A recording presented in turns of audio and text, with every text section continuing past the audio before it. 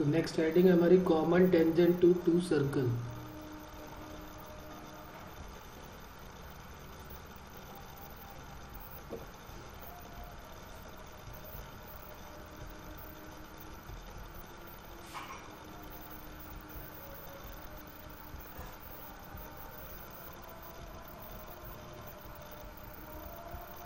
Common tangent to two circle, और इसमें हम दो टेंजेंट्स के बारे में पढ़ेंगे। एक डायरेक्ट कॉमन टेंजेंट है और एक ट्रांसवर्स कॉमन टेंजेंट है।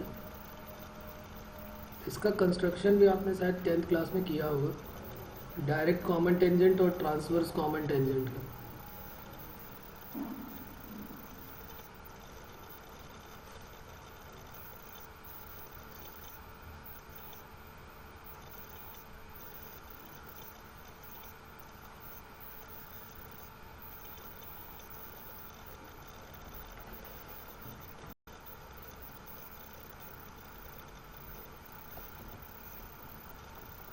नेक्स्ट हेडिंग हमारी हो जाएगी number of common tangent. Question JEE में जो पूछा जाता है वो है, दो सर्कल की इक्वेशन गिवन होगी और हमें number of common tangent find out करनी होगी कि कितनी कॉमन टेंजेंट इस पर हम ड्रॉ कर सकते हैं।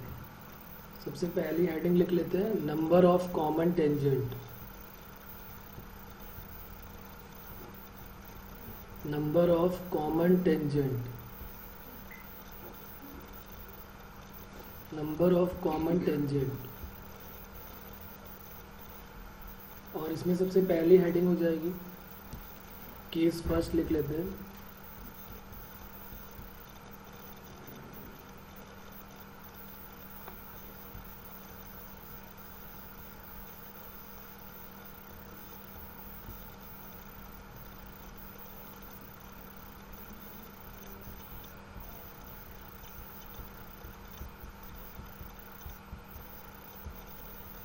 ये दो सर्कल एक दूसरे को ना तो इंटरसेक्ट करते हैं और ना ही टच करते हैं।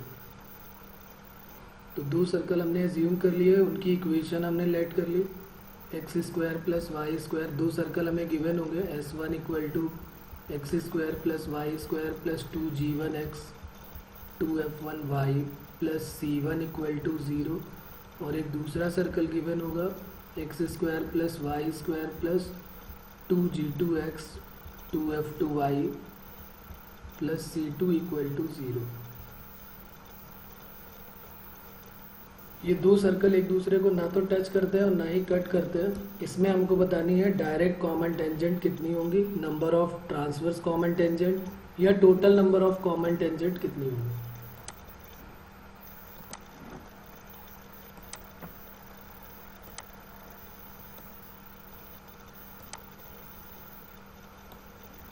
ये एक सर्कल फर्स्ट हो गया और एक सर्कल सेकेंड ले लेते हैं।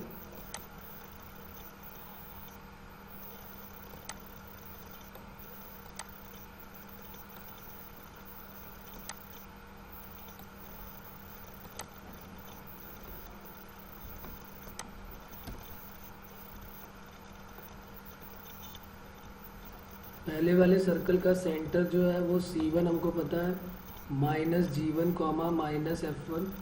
दूसरे सर्कल का सेंटर भी पता है क्योंकि सर्कल की इक्वेशन पता है, R1 भी गिवन है और R2 भी गिवन है। ये चारों वैल्यूज हमको गिवन है।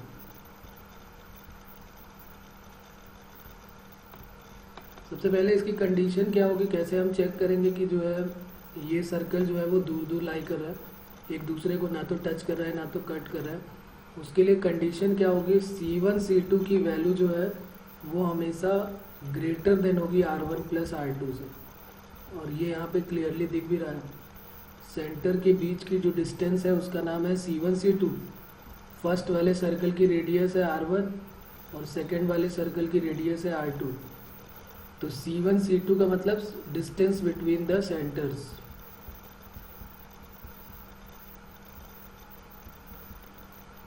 दोनों सर्कल के बीच की डिस्टेंस तो ये इतनी बड़ी है C1 C2, और R1 और R2 का सम तो बिल्कुल छोटा है। ये वाला पार्ट जो यहाँ से यहाँ तक है वो तो एक्स्ट्रा है। तो इसका मतलब है कि जो सेंटर के मिड की डिस्टेंस है वो R1 R2 से बड़ी होगी। तो कंडीशन क्या हो जाएगी कि जब सर्कल ना तो टच कर रहे हैं और ना ही कट कर रहे हैं, C1 C2 is greater than R1 plus R2। इस तरीके से हमको चेक करना पड़ेगा। C1 C2 कैसे मिलेगा, ये बात क्लियर है सभी को। C1 C2 equal to distance formula apply कर देंगे, माइनस G1 प्लस G2 का whole square minus F1 plus F2 का होल स्क्वायर। ये C1 C2 आ गया। R1 प्लस R2 भी चेक कर लेंगे और इन दोनों को सॉल्व करने के बाद C1 C2 already greater than R1 plus R2 अगर है तो फिर ये सर्कल जो है एक दूसरे को ना तो टच करेंगे और ना ही कट करेंगे। इसमें कितनी ट्रांसवर्स कॉमन टेंजेंट होगी और कितनी डायरेक्ट कॉमन टेंजेंट होगी वो देख लेते हैं कि ये यहाँ से ये बन जाएगा एक डायरेक्ट कॉमन टेंजेंट जो टच कर रही है, और एक डायरेक्ट कॉमन टेंजेंट यहाँ से हो जाएगी ये जो दोनों हैं ये कौन सी हो जाएंगे, डायरेक्ट कॉमन टेंजेंट। दूसरी जो बनेगी वो ट्रांसवर्स कॉमन टेंजेंट हो जाएगी। ट्रांसवर्स कॉमन टेंजेंट यहाँ से कुछ पास करेगी, ये होगी ट्रांसवर्स कॉमन टेंजेंट। ये भी यहाँ पे टच करनी चाहिए, तो ये बन जाएंगी ट्रांसवर्स कॉमन टेंजेंट। तो टोटल नंबर ऑफ टेंजेंट क्या हो जाएंगे, टोटल नंबर ऑफ टेंजेंट, दो डायरेक्ट कॉमन टेंजेंट हो गई, दो डायरेक्ट कॉमन टेंजेंट और दो ट्रांसवर्स कॉमन टेंजेंट हो गई। तो total number of common tangent, total number of common tangent हो जाएंगे 4। तो क्वेश्चन कैसे पूछा जाएगा अभी हम इसके बारे में बात करेंगे। दो सर्कल की इक्वेशन से गिवन होंगे और वो पूछेंगे कि बताइए इसमें नंबर ऑफ कॉमन टेंजेंट कितनी प्लॉट कर सकते हैं। तो हमें क्या देखना होगा, दोनों सर्कल के सेंटर के बीच की डिस्टेंस अगर सम ऑफ रेडियाई से ग्रेटर है तो 4 कॉमन टेंजेंट ड्रॉ होंगी। 2 इसमें से होंगी डायरेक्ट कॉमन टेंजेंट और 2 इसमें से होंगी ट्रांसवर्स कॉमन टेंजेंट। कोई प्रॉब्लम इसमें किसी को?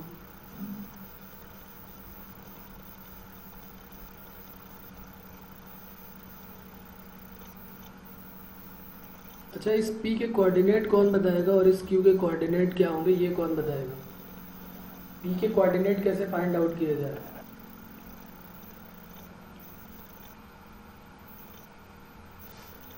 हमें 2 पॉइंट पता है C1 C2, P के कोऑर्डिनेट हमको बताने हैं।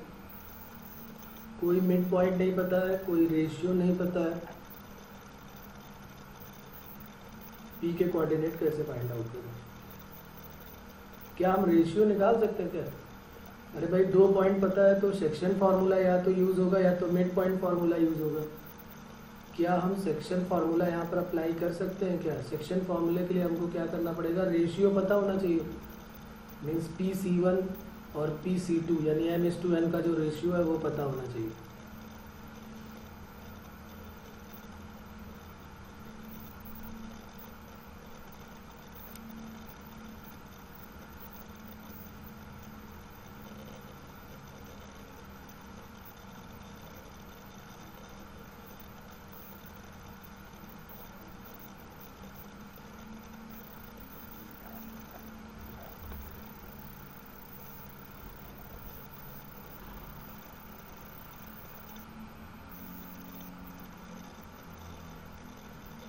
P जो है वो C1 C2 को इंटरनली डिवाइड कर रहा है कि एक्सटर्नली डिवाइड कर रहा है?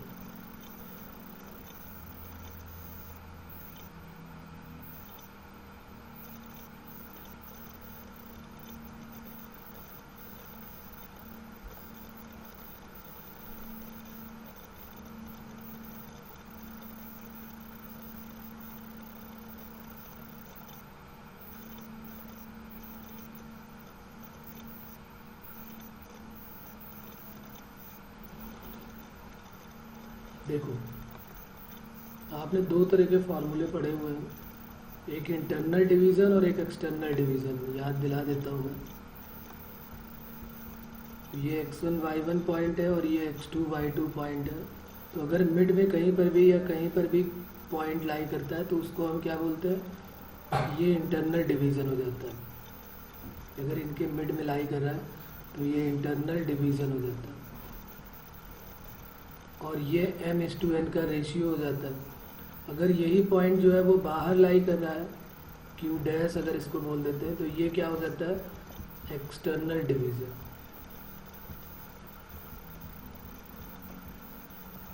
ठीक है ना। तो इसमें रेशियो जो है, जो फार्मूला होता था उसमें इंटरनल डिवीज़न का फार्मूला लगा देते थे, mx2 plus nx1 upon m plus n और my2 plus ny1 upon m plus n।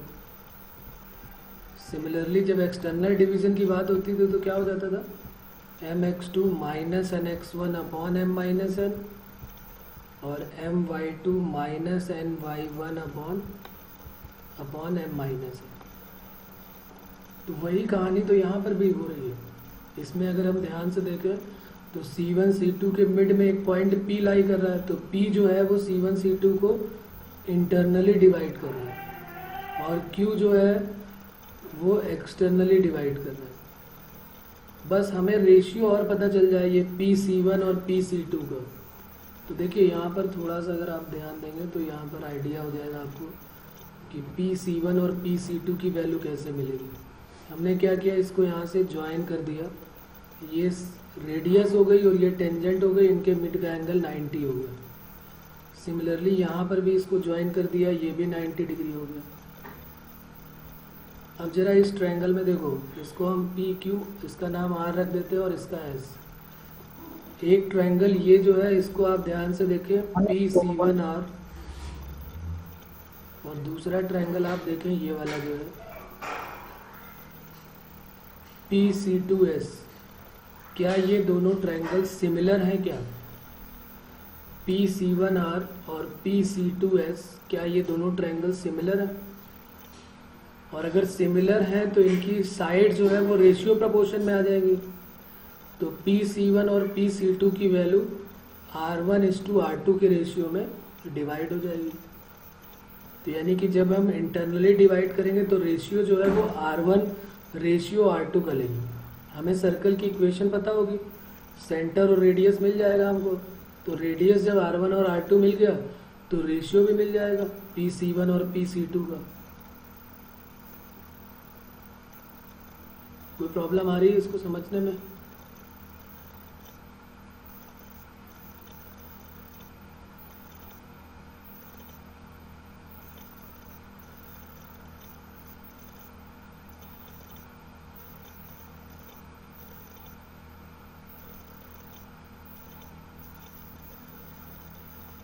हमने लिख लिया PC1R और PC2S जो है वो सिमिलर है।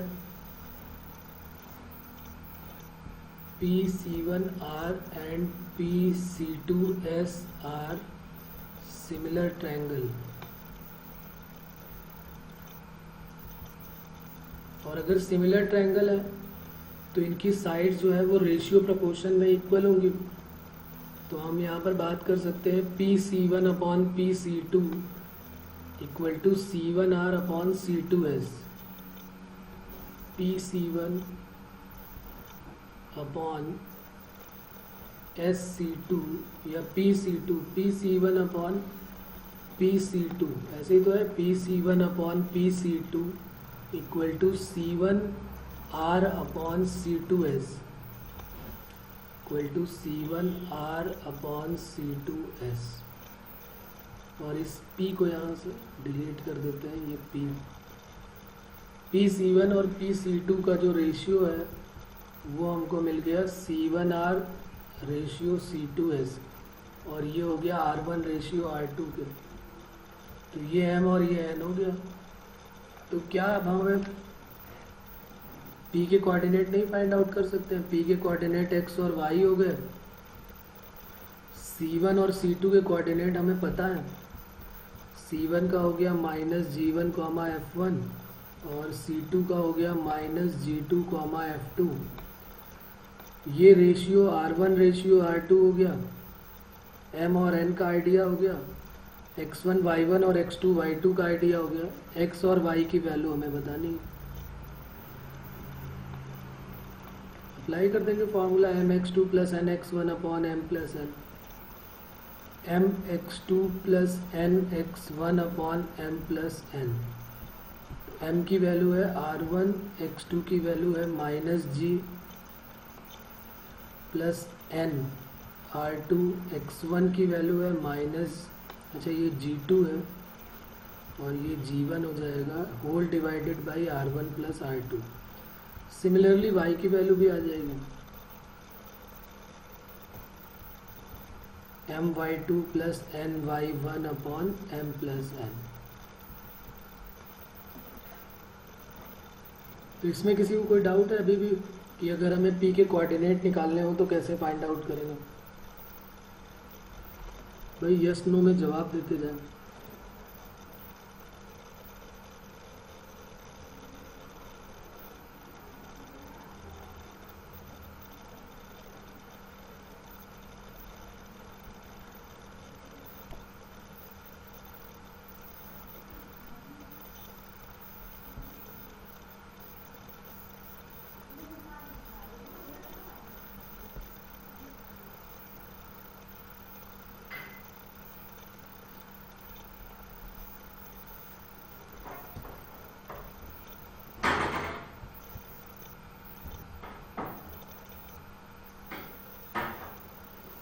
तो अभी इसका क्वेश्चन करेंगे डायरेक्ट कॉमन टेंजेंट का और ट्रांसवर्स कॉमन टेंजेंट की जो पॉइंट P और Q। अच्छा Q जो पॉइंट है वो कौन सा पॉइंट हो जाएगा? जैसे P पॉइंट जो है वो इंटरनल डिवीज़न का हो गया, तो Q पॉइंट जो है वो एक्सटर्नल डिवीज़न का हो जाएगा और इसका रेशियो भी जो है वो रेडियस के ही रेशियो के इक्वल होगा।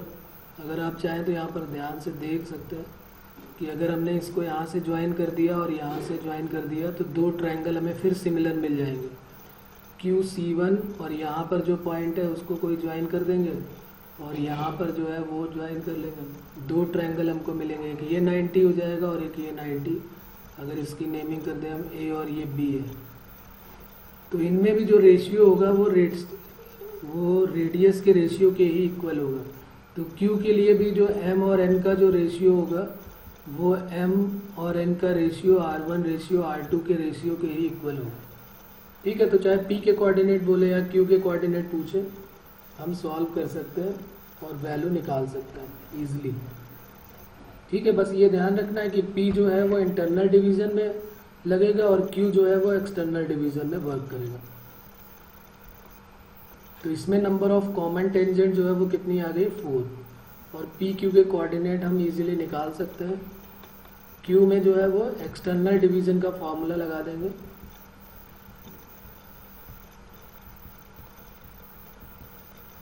और रेशियो जो है वो अभी भी क्या होगा? R1 रेशियो R2 के ही इक्वल रहने वाला है।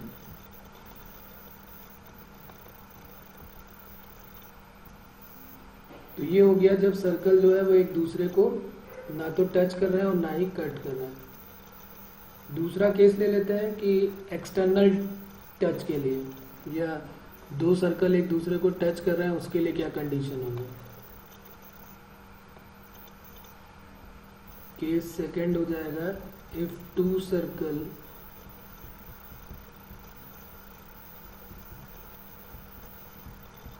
Touch externally.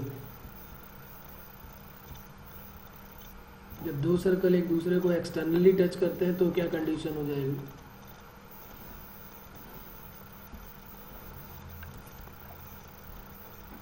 दो सर्कल हमने लेट कर लिया, वही जो हमारे पास थे, उनके सेंटर्स पता है, उनकी रेडियस पता है, ये दोनों एक दूसरे को टच करेंगे एक्सटर्नली।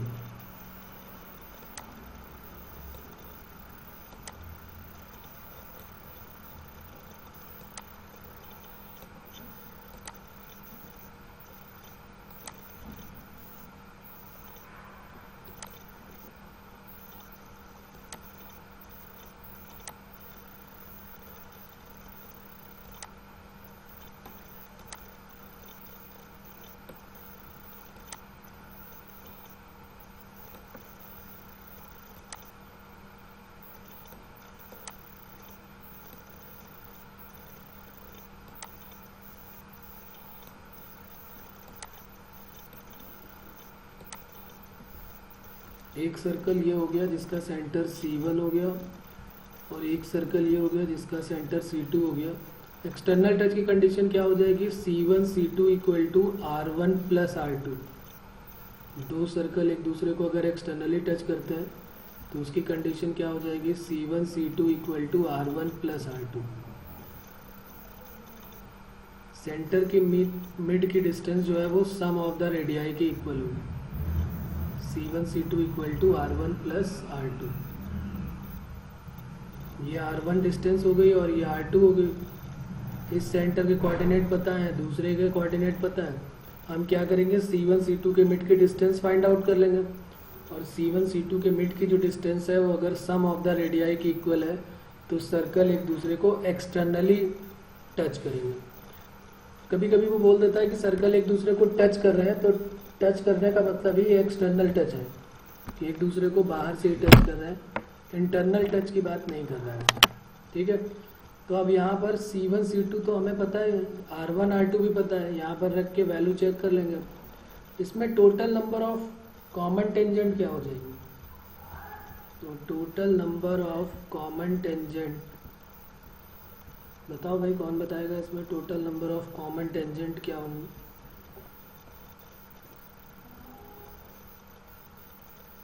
कितनी कॉमन टेंजेंट इसमें प्लॉट कर सकते हैं हम।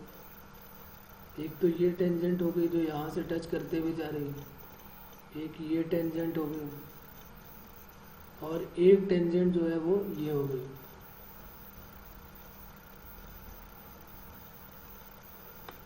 तो ये 3 जो है वो कॉमन टेंजेंट हो जाएंगे। जैसे उसमें 4 कॉमन टेंजेंट मिली थी, इसमें 3 कॉमन टेंजेंट हो जाएंगे।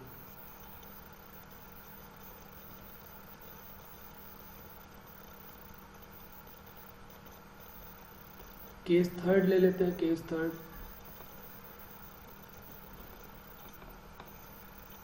अच्छा, इसमें जो ये P पॉइंट है, अगर इसके कोऑर्डिनेट निकालने हो तो क्या करेंगे। जैसे यहाँ पर जो P पॉइंट है, इसके कोऑर्डिनेट अगर हमें फाइंड आउट करने हो, इस P को क्या नाम देते हैं, इसको बोलते हैं पॉइंट ऑफ कांटेक्ट। एक बार जेईई में ये भी क्वेश्चन पूछा गया, पॉइंट ऑफ कांटेक्ट जो P है, अगर ये 2 सर्कल एक दूसरे को एक्सटर्नली टच कर रहे हैं तो पॉइंट ऑफ कांटेक्ट की वैल्यू बताइए। तो बहुत ईजी है ये भाई, C1 के कोऑर्डिनेट पता है, C2 के कोऑर्डिनेट पता है, और रेशियो भी पता है। PC1 और PC2 का रेशियो क्या हो जाएगा, R1 रेशियो R2। तो PC1 और PC2 भी पता चल गया, तो रेशियो पता चल गया अगर हमें, और सेंटर C1 C2 के कोऑर्डिनेट हमें पता है, तो P के कोऑर्डिनेट ऑटोमेटिकली आ जाएंगे। ये x और y में इंटरनल डिवीज़न का फॉर्मूला अप्लाई कर देंगे। इंटरनल डिवीज़न का फॉर्मूला अप्लाई हो जाएगा, mx2 plus nx1 upon m plus n और my2 plus ny1 upon m plus n। तो ये हो जाएगा पॉइंट ऑफ कांटेक्ट P के कोऑर्डिनेट। और अगर 2 सर्कल एक दूसरे को एक्सटर्नली टच कर रहे हैं तो condition C1 C2 equal to R1 plus R2 हो जाएगी। इसमें नंबर ऑफ कॉमन टेंजेंट कितनी हो जाएंगी, तो नंबर ऑफ कॉमन टेंजेंट जैसे पहले वाले में 4 थी, इसमें 3 हो गई। अब लिखते हैं next case third. Case third में है सर्कल इंटरसेक्ट इन 2 पॉइंट या इंटरसेक्टिंग सर्कल।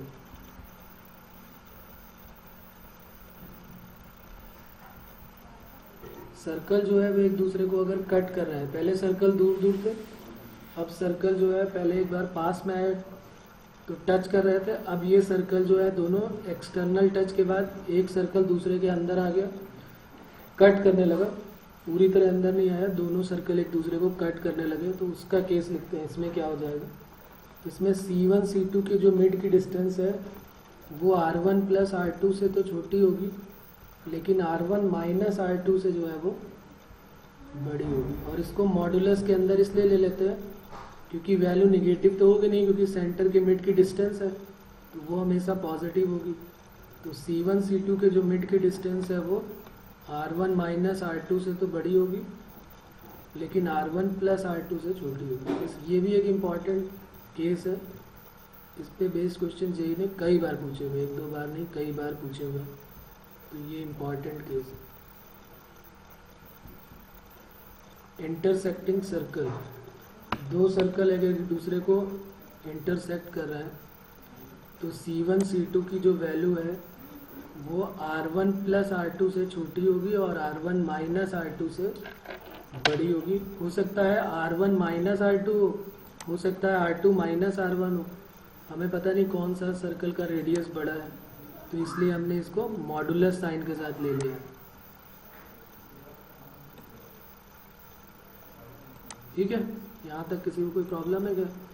ये देखिए यहाँ पर मैं ड्रॉ करके दिखा भी देता हूँ आपको।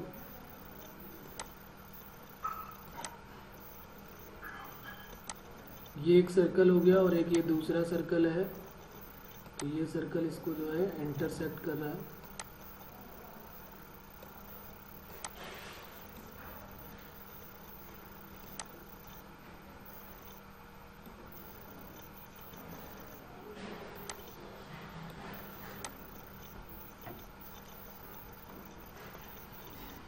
पहले वाले सर्कल का सेंटर C1 है, दूसरे सर्कल का सेंटर C2 है। ये यहाँ से यहाँ तक की जो रेडियस है वो R1 है, ये जो है R1 है यहाँ से यहाँ तक, और ये जो रेडियस है वो R2 है। तो साफ साफ दिख रहा है कि C1 C2 की मिड की जो डिस्टेंस है वो R1 प्लस R2 तो काफ़ी बड़ी वैल्यू बनने वाली है, उससे तो छोटा होगा, और R1 माइनस R2 से जो है वो हमेशा बड़ा होगा। तो ये कंडीशन हमको फॉलो करनी है कि अगर दो सर्कल एक दूसरे को इंटरसेक्ट कर रहे हैं तो फिर हमें कंडीशन ये फॉलो करनी है। इसमें नंबर ऑफ कॉमन टेंजेंट क्या हो जाएंगे? तो देखिए इसमें सिर्फ दो ही कॉमन टेंजेंट बनने वाली है। एक कॉमन टेंजेंट ये बन जाएगी जो इससे टच करते हुए जा रही है, और एक कॉमन टेंजेंट ये हो जाएगी। तो only two common tangents are form. तो number of common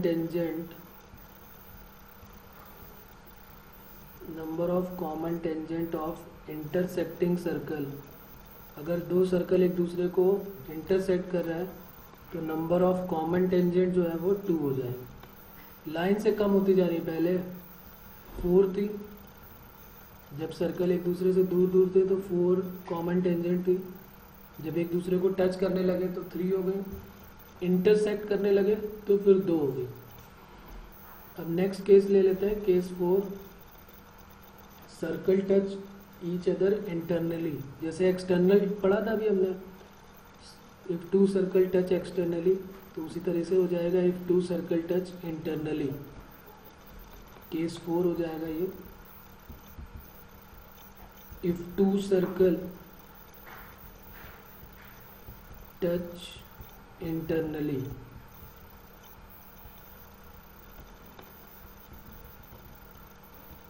if two circle touch internally, दो सर्कल है एक दूसरे को इंटरनली टच कर रहे हैं तो फिर नंबर ऑफ कॉमन टेंजेंट क्या होगी और इसकी कंडीशन क्या होगी?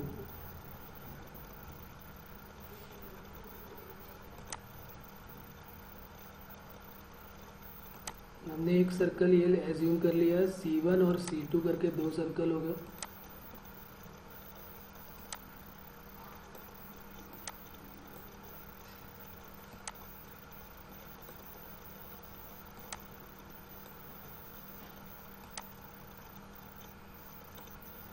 ये एक सर्कल C1 हो गया और एक दूसरा सर्कल ले लेते हैं C2, और दूसरा सर्कल जो है वो इंटरनल टच कर रहा है फर्स्ट वाले सर्कल को।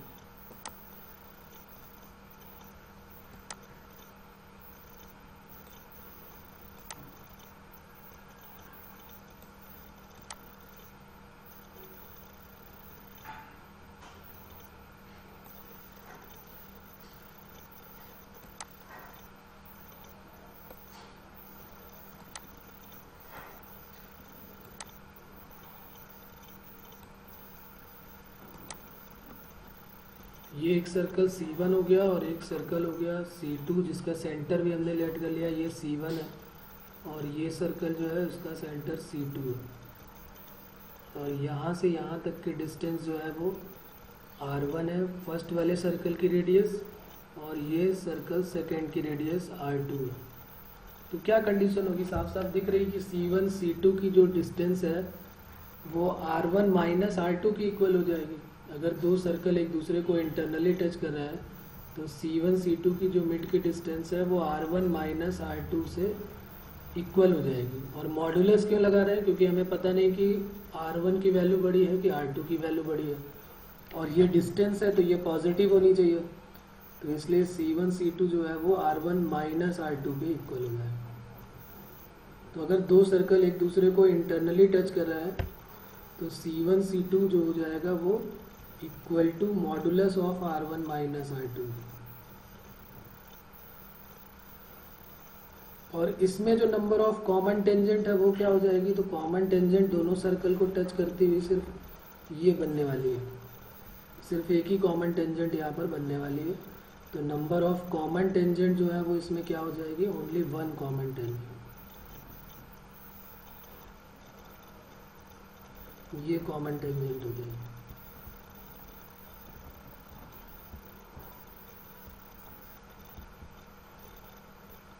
तो total number of common tangent इसमें क्या बनने वाली है, total number of common tangent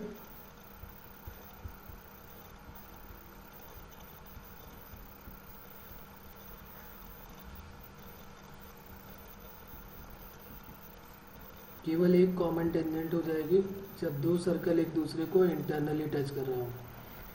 When two circle touch each other internally, then number of common tangent equal to 1। और अगर हमें इस P के कोऑर्डिनेट भी फाइंड आउट करने पड़े तो क्या हो जाएगा, ये C1 हो गया और ये C2 हो गया, और ये जो P पॉइंट है ये क्या बन जाएगा, एक्सटर्नल डिवीज़न। ये एक्सटर्नल डिवीज़न का फार्मूला लगा देंगे यहाँ पे, एक्सटर्नल डिवीज़न का, और जैसे ही एक्सटर्नल डिवीज़न का फार्मूला लगाएंगे P के कोऑर्डिनेट मिल जाएंगे, mx2 minus nx1 upon m minus n, my2 minus ny1 upon m minus n। तो एक्सटर्नल डिवीज़न की वैल्यू से हमारे P के कोऑर्डिनेट जो है वो फाइंड आउट हो जाएंगे। इसको भी हम पॉइंट ऑफ कांटेक्ट बोल सकते हैं, जहाँ पर वो दोनों सर्कल एक दूसरे को इंटरनली टच कर रहे हैं।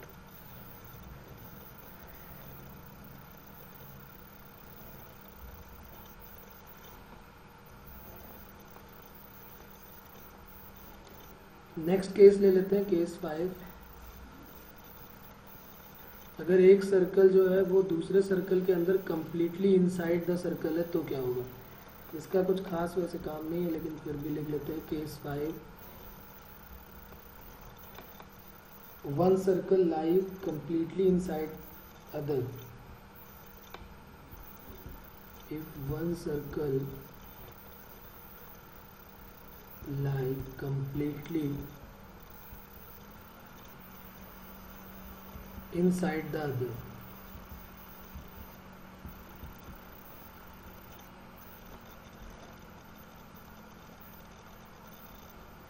दो सर्कल है हमारे पास, एक सर्कल है उसकी रेडियस और सेंटर हमको पता है, और एक दूसरा सर्कल है उसका भी सेंटर और रेडियस हमको पता है। लेकिन अभी तक क्या हो रहा था, एक सर्कल पहले, देखिए ऐसे केस घुमा है, पहले दोनों सर्कल जो है वो बहुत दूर दूर थे, फिर वो सर्कल जो है पास में आ गया और इसको टच करने लगा फर्स्ट वाले सर्कल को, तो उसको हमने नाम दे दिया एक्सटर्नल टच। फिर वही सर्कल के अंदर दूसरा सर्कल कट कर गया तो वो इंटरसेक्टिंग सर्कल हो गया, उसमें नंबर ऑफ कॉमन टेंजेंट जो है वो 3 हो गई। नंबर ऑफ कॉमन टेंजेंट पहले वाले में जब दोनों बाहर थे, दूर दूर थे तो 4, जब दोनों टच करने लगे तो 3, और जब इंटरसेक्ट करने लगे तो कितनी हो गई, इंटरसेक्ट करने में हो गई 2। और जब एक सर्कल जो है वो दूसरे सर्कल के अंदर से टच करने लगा तो उसको हम बोलेंगे इंटरनल टच। जब बाहर टच करते हैं तो उसको एक्सटर्नल टच, और दूसरा क्या हो गया, इंटरनल टच। उसमें नंबर ऑफ कॉमन टेंजेंट कितनी हो गई, 1। अब एक ऐसा केस है जिसमें एक सर्कल जो है वो दूसरे सर्कल के कंप्लीटली इनसाइड है,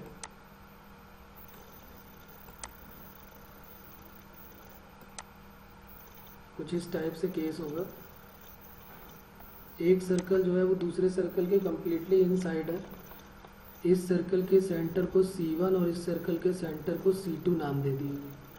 तो यहाँ पर जो इसकी कंडीशन बनने वाली है वो क्या हो जाएगी, ये डिस्टेंस जो है वो हमेशा 0 से तो बड़ी होगी, और C1 C2 की जो डिस्टेंस है वो R1 माइनस R2 के मॉडुलस से छोटी होगी। तो ये जो है वैल्यू कुछ इस टाइप से आ जाएगी। ये वैल्यू इक्वल भी हो सकती है, इक्वल टू 0 भी हो सकता है दोनों कॉन्सेंट्रिक सर्कल बन जाए तो दोनों के सेंटर के मिड की डिस्टेंस जो है वो 0 हो जाएगी। और अगर C1 C2 के मिड की डिस्टेंस R1 माइनस R2 से भी कम आ रही है तो इसका मतलब एक सर्कल जो है वो दूसरे सर्कल के अंदर लाई कर रहा है, one circle lie completely inside the other.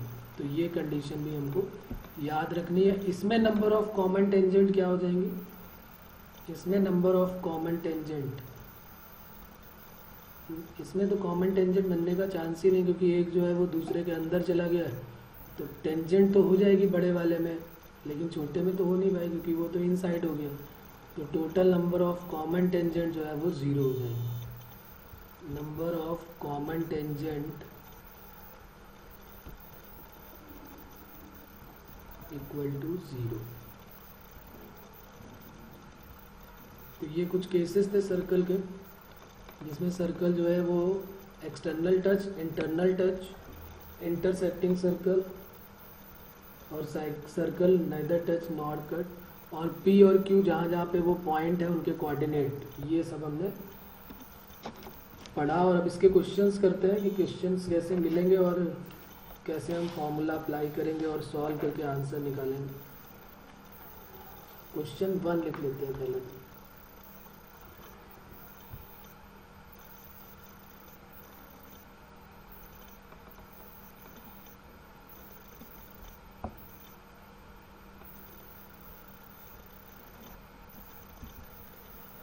Find the number of common tangent to the circle. Find the number of common tangent to the circle. ये CT का मतलब क्या है, common tangent to the circle। और circle की equation जो है वो गिवन है, x square plus Y square plus 2x plus 8y minus 23 equal to 0 and x square plus Y square minus 4x minus 10y plus 9 equal to 0। ये दो circle given है, इनकी number of common tangent find out करनी है कि number of common tangent कितनी हो। तो सॉल्व करें आप और बताएं इसमें।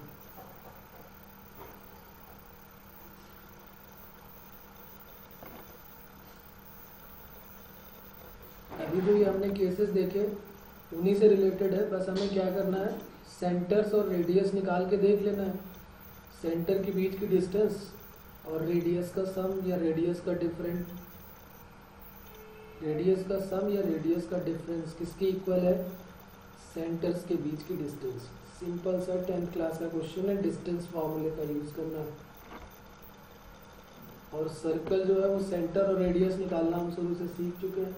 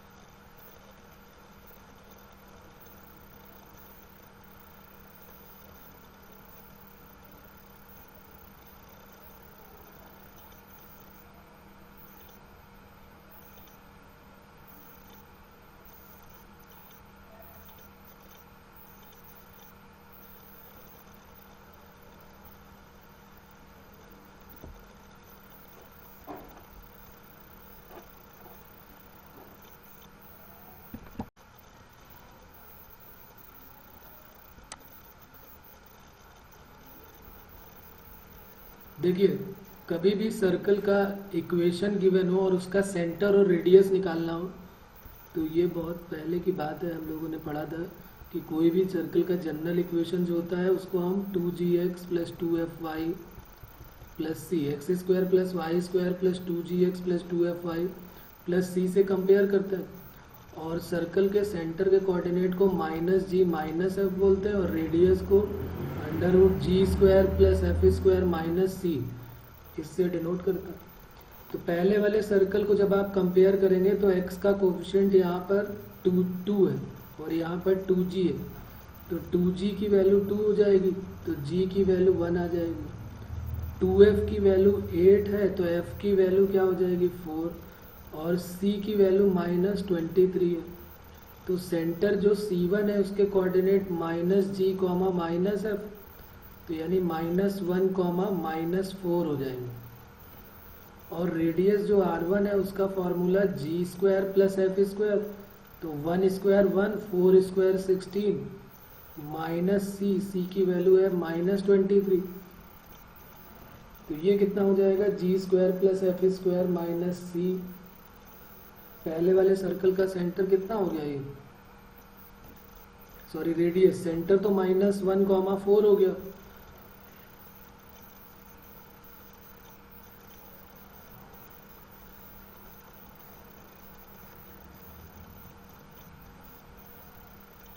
तो ये आ जाएगा हमारे पास 2√10। और दूसरे वाले सर्कल की जो इक्वेशन है वो है x² + y² -4x -10y + 9 = 0। इससे सर्कल के जब कंपेयर करोगे आप x² + y² + 2gx + 2fy + c = 0, तो 2g की वैल्यू -4, 2f की वैल्यू -10 और c की वैल्यू 9, तो g की वैल्यू -2, f की वैल्यू -5। तो सेंटर C2 के कोऑर्डिनेट -g, -f, और R2 की वैल्यू क्या हो जाएगी √g² + f² -c, तो ये हो जाएगा √20। तो ये कितना हो गया 5 4 जा 20, तो 2√5 हो गया। C1 C2 के मिड की जो डिस्टेंस है वो क्या हो जाएगी √x1 - x2 का होल स्क्वायर -1 - 2 का होल स्क्वायर और y1 - y2 का होल स्क्वायर, तो ये वैल्यू क्या आ जाएगी -1 - 2 -3 होल स्क्वायर 9, 4 और 5 9 स्क्वायर 81, तो ये 90 हो जाएगी।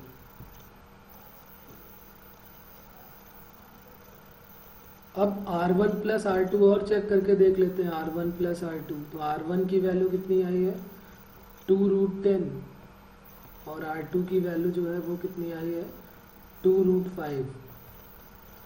अप्रॉक्स में भी अगर आप देखेंगे, अप्रॉक्स में, या इसको मान लीजिए अंदर ले जाते हैं, तो √10 की वैल्यू लगभग देखें तो 3 पॉइंट समथिंग, तो 3 2 जा 6 ये आएगा, और √5 2.2 समथिंग, तो 4 2.2 × 2 4 और 6। और इसको भी अगर आप देखेंगे C1 C2 की वैल्यू, तो ये वैल्यू जो है एग्जैक्ट 3√10 आएगी ना, 9 10 जा 90, तो 3√10 हो जाएगी। तो इसको √10 की वैल्यू जब आप पुट करेंगे तो ये एग्जैक्टली 9.486 अप्रॉक्सीमेट आएगा। और R1 + R2 की वैल्यू इससे ज़्यादा बड़ी, लगभग में 10.6 हो जाएगी। तो C1 C2 जो है वो छोटा हो गया, R1 + R2 जो है वो बड़ा हो गया। और ये किसकी कंडीशन है, जिसमें सेंटर के बीच की जो डिस्टेंस है वो सम ऑफ द रेडियाई दोनों का कंपेयर आप करेंगे, तो ये देखिए C1 C2 जो है वो ग्रेटर देन, अगर R1 + R2 है तो ये दूर दूर होंगे। अगर ये दूसरा केस ले लेते हैं तो टच कर रहे हैं, वो तो इक्वल है नहीं। ये थर्ड केस, सेंटर के बीच की डिस्टेंस कम, सम ऑफ द रेडियाई ज़्यादा, तो ये थर्ड केस इंटरसेक्टिंग सर्कल का हो जाएगा। तो यहाँ पर लिख देते हैं ये इंटरसेक्टिंग सर्कल हो गया। और इंटरसेक्टिंग सर्कल में नंबर ऑफ कॉमन टेंजेंट क्या हो जाएंगे, तो नंबर ऑफ कॉमन टेंजेंट, दो सर्कल एक दूसरे को इंटरसेक्ट कर रहे हैं तो दो ही कॉमन टेंजेंट होंगी, एक ये कॉमन टेंजेंट होगी और एक ये कॉमन टेंजेंट, तो नंबर ऑफ कॉमन टेंजेंट 2 हो जाएगी। तो इस टाइप के क्वेश्चन पूछे जाएंगे, नंबर ऑफ कॉमन टेंजेंट के पूछे गए हैं बल्कि ये, तो बहुत इजी है। सर्कल हम पढ़ रहे हैं, अगर हम सर्कल का सेंटर और रेडियस नहीं निकाल पा रहे तो फिर तो समझ में आ रहा है कि पूरा चैप्टर कितने अच्छे से किया गया है।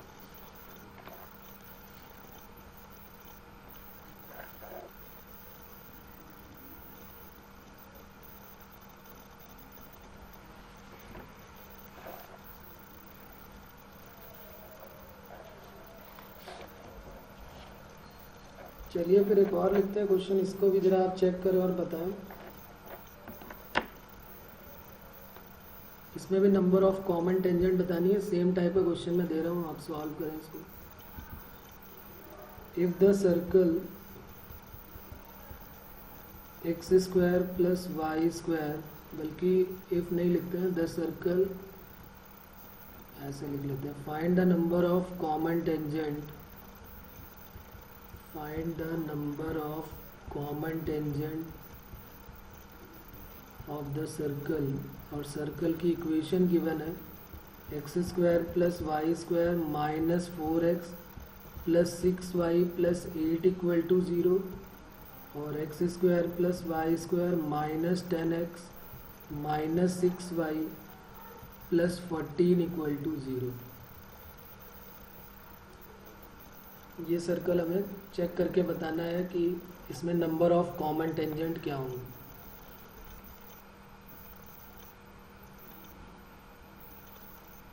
करें आप सब लोग करें और बताएं इसको फिर।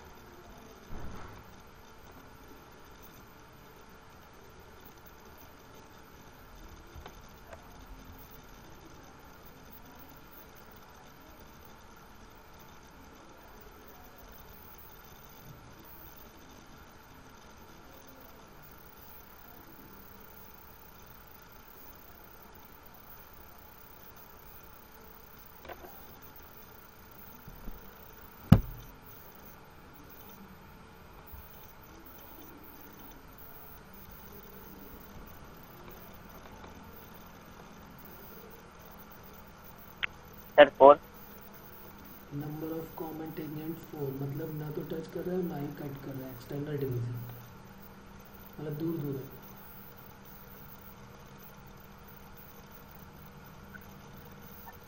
Non intersecting sir. ओके, और किसी का कोई आंसर?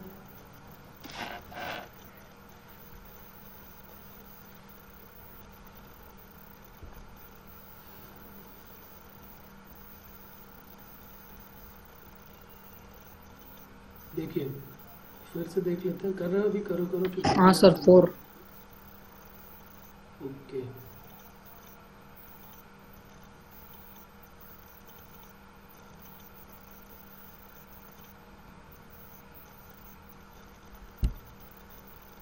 पहले वाले सर्कल को जब हमने कंपेयर किया तो 2g की वैल्यू जो है वो माइनस सर 3 आ रहा है।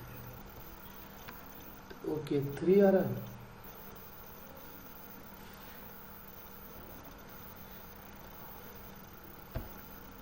चलिए चेक कर लेते हैं। 2g Yes, की sir. वैल्यू -4 है, 2f की वैल्यू 6 है और c की वैल्यू 8 है।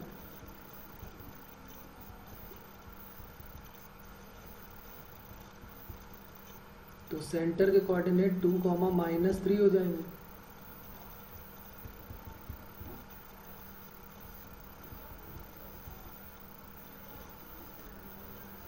और ये हो गया √5, 9 - 8 1, दूसरे वाले सर्कल का जो सेंटर है वो कितना हो जाएगा, माइनस जी कॉमा माइनस है, तो 2g की वैल्यू 10 है तो 5 और ये 3, और R2 की value under root G square plus F square minus सी,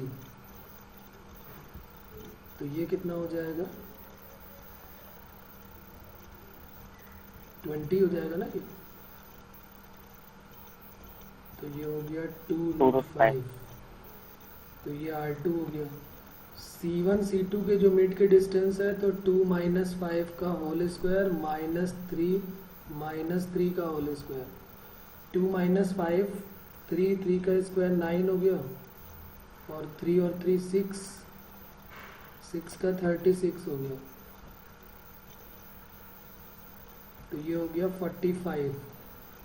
सेंटर्स के मिड के डिस्टेंस जो है वो अंडर रूट 45 हो गया, तो C1 C2 ये हो गया 5 9 जा तो 3√5 हो गया। तो अब देखो जरा,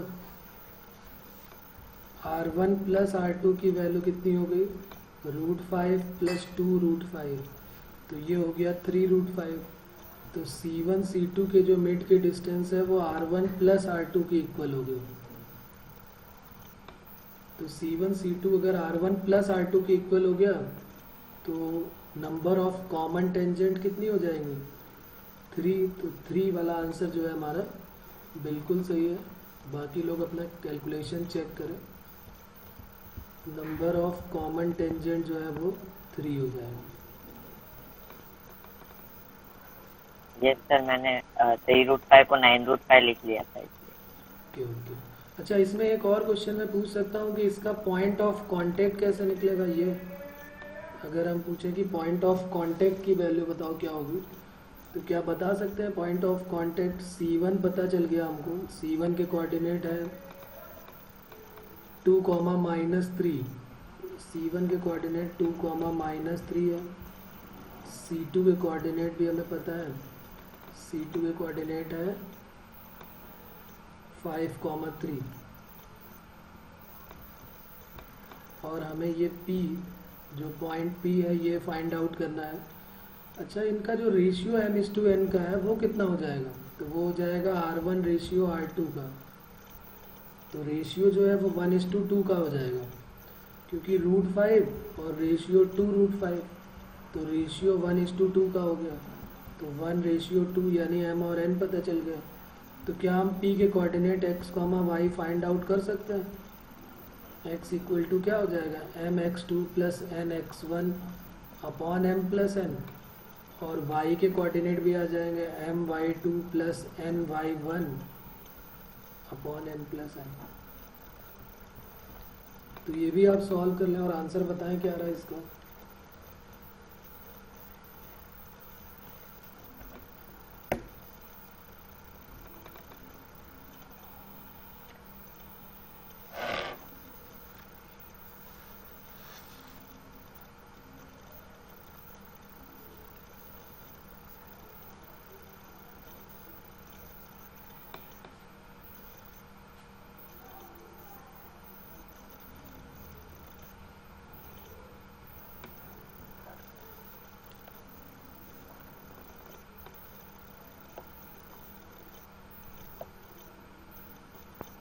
सर 3, -1। 3, -1 correct answer. तो इसकी वैल्यू 3 हो जाएगी और इसकी -1, ठीक है ना। और यही अगर इंटरनल टच होता तो फिर एक्सटर्नल डिवीज़न का यूज़ कर लेते हैं। कुछ क्वेश्चंस मैं यहाँ पे लिख रहा हूँ, आपको इनको ट्राई करना है।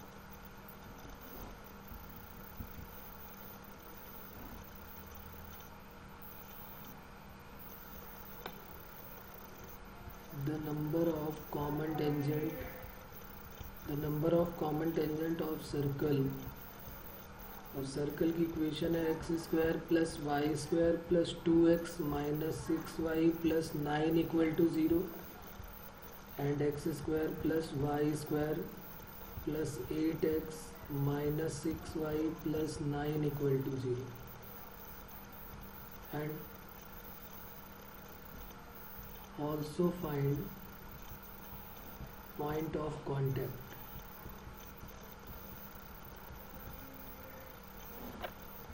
ठीक है, ये कुछ होमवर्क में मैं लिख रहा हूँ, इनको सबको नोट करते जाएं आप।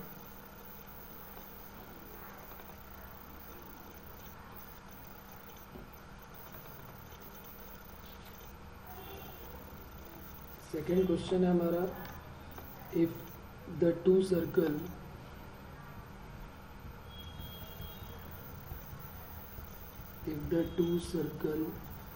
x square plus y square plus 2ax plus c equal to 0 and x square plus y square plus 2by plus c equal to 0 will touch। देखो इसने बोला है टच के लिए बोला है, तो कभी कभी क्वेश्चन में टच ही लिखा होगा। टच का मतलब हमें ये ध्यान रखना है कि एक्सटर्नल की बात कर रहा है। ठीक है, टच का मतलब वो एक दूसरे को एक्सटर्नली ही टच कर रहा है। ठीक है, लैंग्वेज में हमेशा वो टच ही बोलेंगे, एक्सटर्नल टच नहीं बोलेंगे। ऑप्शन यहाँ पर गिवन है 1/a² plus 1/b² equal to 1/c² 1/a² plus 1/c² equal to 1/b² 1/a² plus 1/b² equal to 1/c। तो एक्सटर्नल टच की कंडीशन का मतलब क्या है कि C1 C2 equal to R1 plus R2 लेके चलना है हमको। C1 इस पहले वाले सर्कल का सेंटर और रेडियस पता चल जाएगा, दूसरे सर्कल का भी सेंटर और रेडियस पता चल जाएगा। सेंटर्स के बीच की distance sum of the radii के इक्वल करनी है और फिर उसको सॉल्व करते चले जाना है, स्क्वायरिंग बोथ साइड करके। इनमें से कोई एक ऑप्शन मैच करेगा, और ये इम्पॉर्टेंट है जेई के पॉइंट ऑफ व्यू से पूछे गए हैं ये सारे क्वेश्चन। सर एक बार ऊपर वाला क्वेश्चन दिखाओ ना। ओके,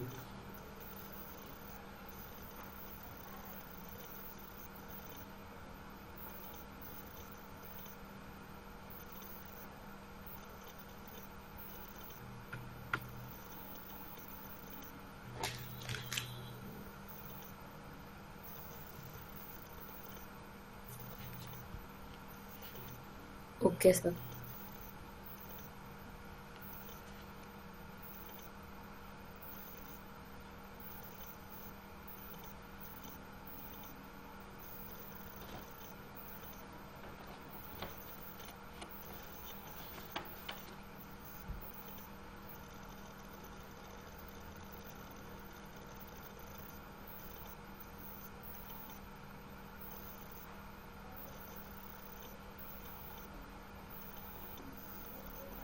एक क्वेश्चन और लिखते हैं, ये भी प्रीवियस ईयर का ही क्वेश्चन है। If two circle x² plus y² plus 2gx plus 2fy equal to 0 and x² plus y² plus 2g' 2f' y equal to 0 touch each other if a option में है fg equal to f' g' fg equal to f' g' f' g equal to g'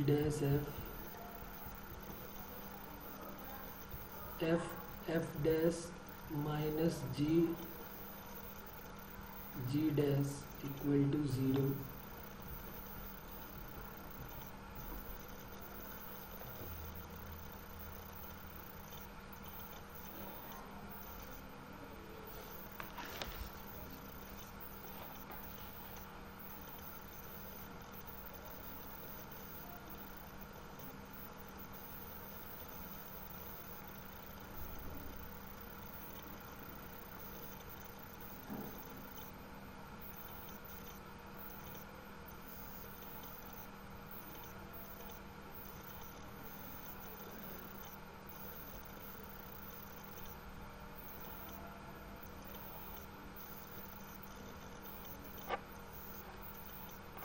हो गया, इसमें कोई problem यहाँ तक?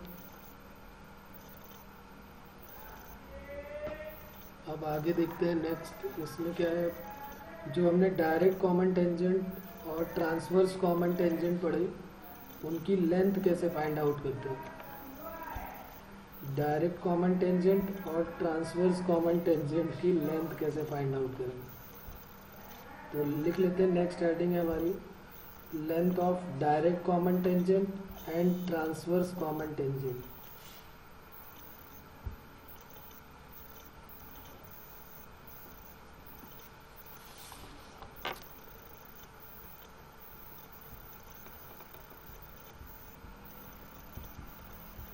length of direct common tangent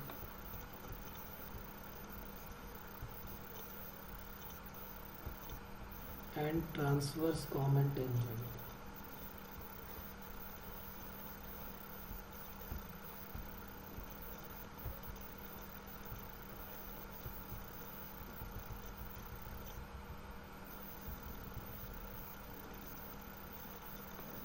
दो circle हमको गिवन हो गया।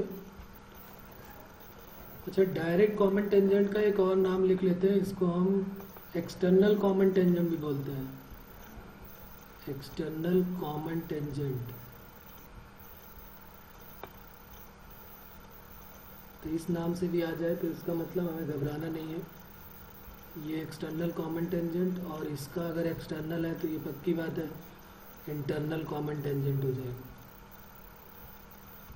Internal common tangent. हमें दो सर्कल की इक्वेशन गिवन होगी। Let two circle be x square plus Y square plus 2g1x 2f1y plus c1 equal to 0, x square plus Y square plus 2g2x 2f2y plus c2 equal to 0। ये दो circle given है, इनके centre के coordinate हमें पता है, इनकी radius भी हमें पता है।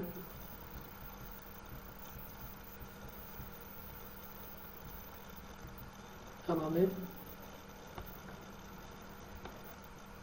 ये चेक करना है कि इनकी डायरेक्ट कॉमन टेंजेंट और ट्रांसवर्स कॉमन टेंजेंट की लेंथ कैसे फाइंड आउट करेंगे।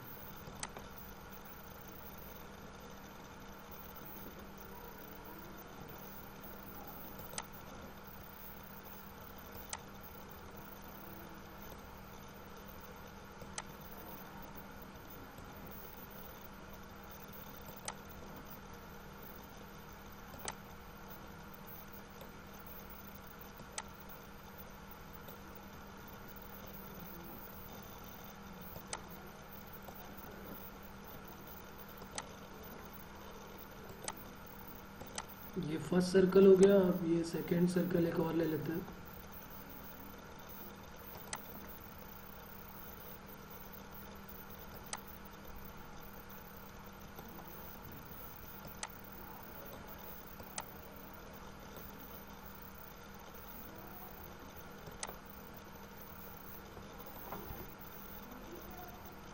ये दो सर्कल हमारे पास हो गए।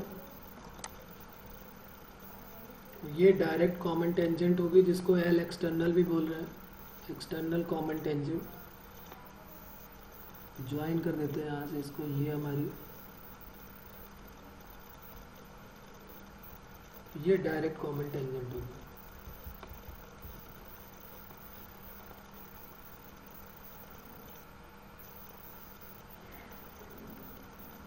पहले वाले सर्कल का सेंटर C1 है, दूसरे वाले सर्कल का सेंटर C2 है।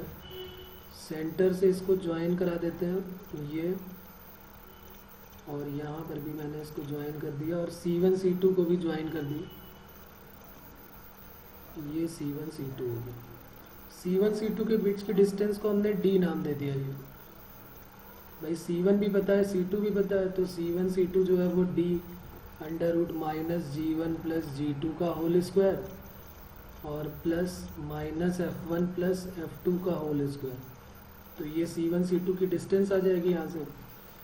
अब यहाँ पर हमें क्या देखना है, देखिए ये एंगल जो है वो 90 डिग्री होगा। टेंजेंट और रेडियस के मिड का एंगल हमेशा 90 डिग्री होगा। तो हम एक काम करते हैं, ये जो रेडियस है वो R1 है यहाँ से यहाँ तक, और ये जो है वो R2 है। ये जो सेंटर्स है ना C1 C2, इनके एक पैरेलल लाइन प्लॉट करते हैं, और कहाँ से, इसी पैरेलल, यहीं से परपेंडिकुलर जो है, यहाँ से C1 C2 के पैरेलल लाइन एक ड्रॉ करते हैं इस टाइप से। ये लाइन और ये लाइन एक दूसरे के पैरेलल है। हमें ये लेंथ फाइंड आउट करनी है, इसकी नेमिंग कर देते हैं, इसका नाम है AB। ये लेंथ हमें फाइंड आउट करनी है। यही जो लेंथ है इसी का नाम है डायरेक्ट कॉमन टेंजेंट। इसकी लेंथ को हमें फाइंड आउट करना है। अब जरा आप मुझे बताएं कि ये वैल्यू क्या हो जाएगी। अगर हमने इसको, ये R1 है, ये R2 है, तो ये भी R2 हो जाएगा, और ये एंगल 90 डिग्री है, तो ये लेंथ कितनी हो जाएगी। अगर इसकी नेमिंग कर दिया जाए कि इसको हम बोल दें कि ये C है, तो AC की लेंथ क्या हो जाएगी। AC की लेंथ हो जाएगी R1 माइनस R2। ये बात क्लियर है कि नहीं। अरे भाई ये जो है वो R2 है यहाँ से यहाँ तक, और ये पूरी R1 है, तो AC R1 माइनस R2 हो जाएगी। तो अगर इस ट्रायंगल में देखें, इन ट्रायंगल ACB, तो ACB में जो BC है वो क्या बन जाएगा, हाइपोटेन्यूज बन जाएगा। तो BC स्क्वायर इक्वल टू क्या बन जाएगा, AC square plus BC square equal to हो जाएगा, अच्छा हाइपोटेन्यूज का स्क्वायर जो है वो AC स्क्वायर, हाइपोटेन्यूज जो है वो हमारा क्या हो जाएगा, BC square equal to AC square plus AB square. हमें तो AB की लेंथ फाइंड आउट करनी है, तो AB स्क्वायर इक्वल टू हो जाएगा BC स्क्वायर। BC की वैल्यू जो है वो सेंटर के बीच की डिस्टेंस जो है वही D है, सेम यहाँ से यहाँ तक, तो ये हो जाएगी D स्क्वायर। और एक मिनट, हमने इधर उधर अरेंज कर दिया है, तो ये AB स्क्वायर इक्वल टू क्या हो जाएगा, BC स्क्वायर, और BC की वैल्यू हो गई D स्क्वायर माइनस AB की जगह BC आ जाएगा, और BC है R1 माइनस R2। तो AB जो है वो लेंथ किसके इक्वल हो जाएगी, under root D square minus R1 minus R2 का होल स्क्वायर। ये हो गई एक्सटर्नल कॉमन टेंजेंट की length.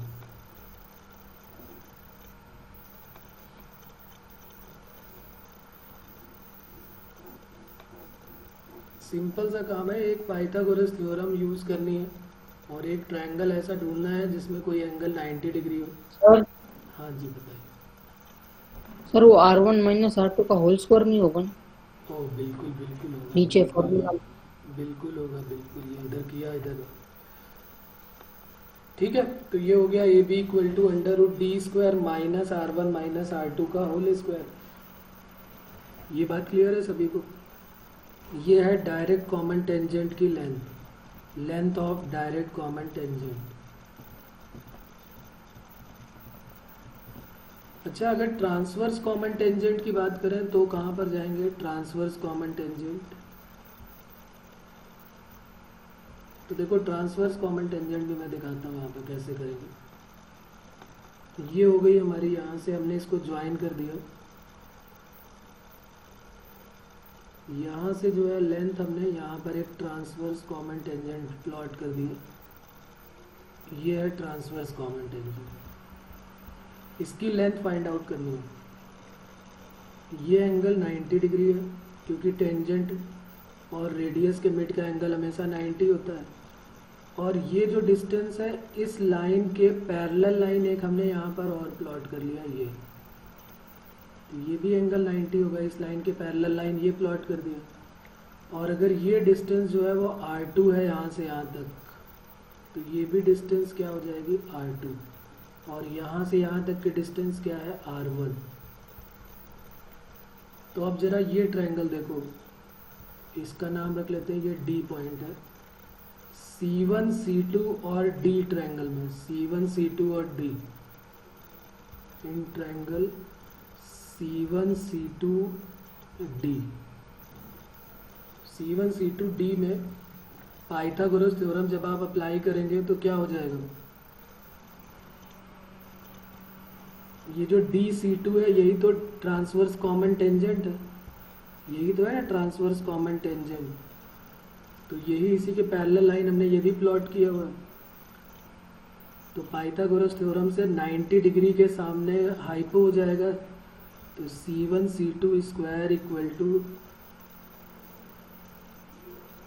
C1 D square plus DC2 square. तो यहाँ से हमारे पास DC2 स्क्वायर यानी कि transverse common tangent DC2 equal to क्या हो जाएगा, under root D square minus R1 plus R2 का होल स्क्वायर। देखो ये डिस्टेंस R1 है और ये डिस्टेंस यहाँ से यहाँ तक R2 है, तो R1 प्लस R दोनों में थोड़ा सा ही डिफरेंस होता है। वहाँ पर D square minus R1 minus R2 का होल स्क्वायर है और यहाँ पर D square minus R1 plus R2 का होल स्क्वायर है। Length of transverse common tangent equal to under root D square minus R1 plus R2 का whole square. अच्छा, एक चीज़ और यहाँ पर मुझे पूछना था कि दोनों लेंथ में कौन सी लेंथ बड़ी होगी, डायरेक्ट कॉमन टेंजेंट की लेंथ बड़ी होगी कि ट्रांसवर्स कॉमन टेंजेंट की लेंथ बड़ी होगी?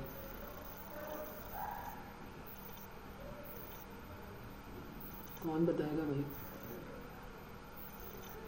अरे दिख रहा है इसमें, डायरेक्ट दिख रहा है, देखो ना अंडर रूट के अंदर जो टर्म है उनको देख के बता दो डायरेक्ट। एक में D square minus R1 minus R2 का होल स्क्वायर है और एक में R1 प्लस R2 का होल स्क्वायर माइनस हो रहा है, तो कौन सा बड़ा होगा?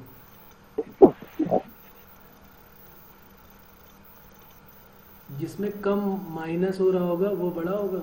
यहाँ पे R1 प्लस R2 का होल स्क्वायर माइनस हो रहा है, तो यानी एक बड़ी वैल्यू है, पहले प्लस कर रहे हैं फिर उसका होल स्क्वायर कर रहे हैं और बड़ा हो रहा है और फिर उसको माइनस कर रहे हैं। और यहाँ पर R1 माइनस R2 छोटी वैल्यू है और उसका स्क्वायर कर रहे हैं और फिर D से माइनस कर रहे हैं। तो इसका मतलब है कि ट्रांसवर्स कॉमन टेंजेंट जो है वो छोटा होगा और डायरेक्ट कॉमन टेंजेंट की लेंथ बड़ी होगी। इसको देख लेना एक बार, नहीं समझ में आया तो फिर बताना, नेक्स्ट टाइम पे फिर बात कर लेंगे इसके बारे में। बहुत इजी सा वर्क है, एक बार आप खुद से पूरा डायग्राम प्लॉट करेंगे और इसी तरीके से दो ट्रायंगल 90 डिग्री वाले ढूंढेंगे तो मिल जाएगा। ओके।